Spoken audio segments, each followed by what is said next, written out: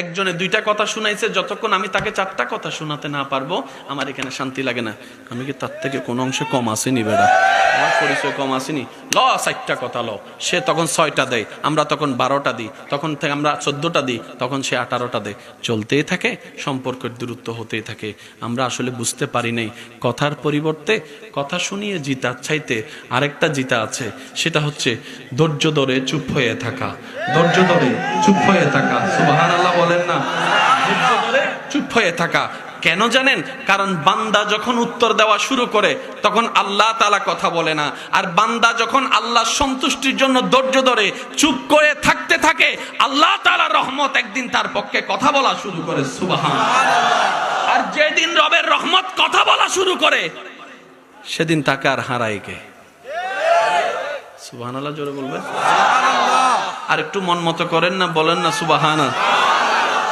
এবার এই এতটুক পর্যন্ত যারা বুঝতে পেরেছেন তারা ডান হাতটা তুলে একবার দেখাই বলেন মারহাবা। যুবক ভাইরা একটু খেয়াল করবেন।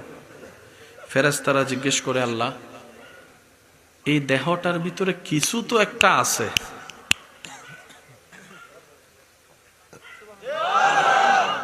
তোমার এই ডিজাইনটার ভিতরে কিছু তো একটা আছে যেটা আমাদেরকে দাও নাই। আল্লাহ কয়, হ, এমন একটা সফটওয়্যার দিছি যেটা আর কাউরে দিনি। আল্লাহ এই সফটওয়্যারটা কি তোমার সব মানুষের ভিতরে আছে? আল্লাহ পাক বলে যে হ্যাঁ। আল্লাহ যারা তোমাকে মানে না তাদের ভিতরেও আছে, যারা নামাজ পড়ে না আল্লাহ তাদের ভিতরেও আছে, যারা নামাজ পড়ে তাদের ভিতরেও আছে। আল্লাহ সেই ডিভাইসটার নাম কি? আল্লাহ তাআলা বলে সেই ডিভাইসটার নাম হচ্ছে কলব।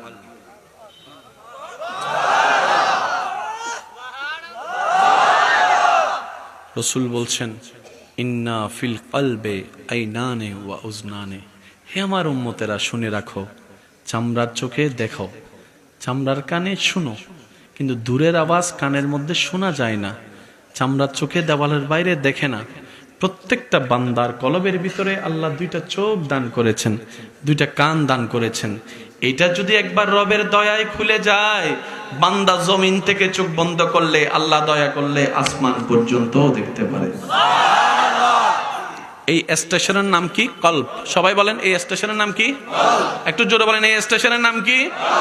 রব বলে যে আমি আমার বান্দার দেহের ভিতরে এমন একটা সফটওয়্যার দিয়েছি, যে সফটওয়্যারটাকে সে কাজে লাগানোর মতো কাজে লাগাতে জানলে সে জমিন থেকে আমি রবকে একবার যখন আল্লাহ বলে ডাক দিবে, ফাজকুরুনি আযকুরুকুমের ছায়া তলে আমি আল্লাহ আমার বান্দার ডাকে সাড়া দিব। আমি দয়া করলে আমার বান্দা সে আওয়াজটাও শুনতে পারবে। সুবহানাল্লাহ। হায় হায় হায়, সুবহানাল্লাহ কি কোন যাইব? ওই ডিভাইসটার নাম কি? জোরে বলেন, ওই ডিভাইসটার নাম কি? এবার সফলকে ব্যর্থকে অঙ্ক আপনারা মিলেন। যার কলবটা তার নামাজও, তার রোজাও, তার হজও, তার যাকাতও, তার সংসারও, তার ব্যবসা, তার চাকরি, তার বড় ভাইগিরি, তার ছোট ভাইগিরি, তার জায়গা সম্পত্তি বন্টনের বিষয়, তার সমস্ত কিছু। আর যার সমস্ত কিছু পরিষ্কার হয় সেই এলাকার জন্য, দেশের জন্য, জাতির জন্য, পরিবারের জন্য নিয়ামত। তারে দেখে আর মানুষ এটা বলে না ঠান্ডা ফইরা, আমি কই না এটাই ঠান্ডা ফইরা এত জনে মরে। কথা বলেন, কথা বলেন, ঠিক কিনা? কতজন রোড অ্যাক্সিডেন্টে মারা যায়।